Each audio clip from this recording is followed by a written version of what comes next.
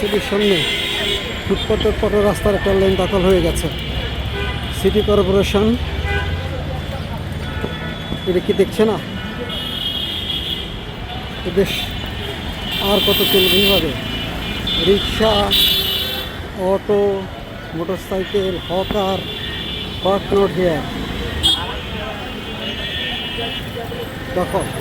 দখল বাণিজ্য চলছে রামরাজ্য।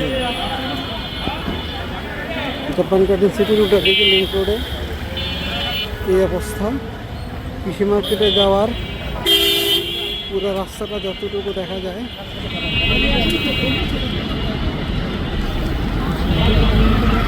কৃষি মার্কেটের এই রাস্তাটা পুরাটা দখল হয়ে আছে।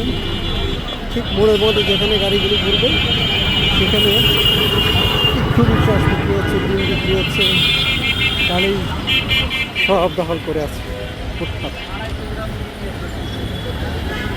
এটা একদম শ্যামলির কোণা থেকে শুরু করে শ্যামলী সিনেমা হল পর্যন্ত রাস্তার দুই পাশে একই অবস্থা।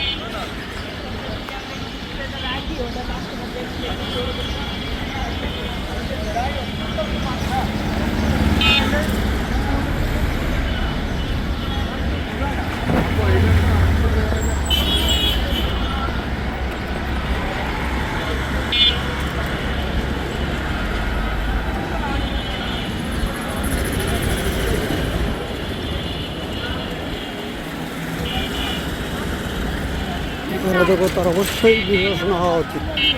একদমই কষ্ট।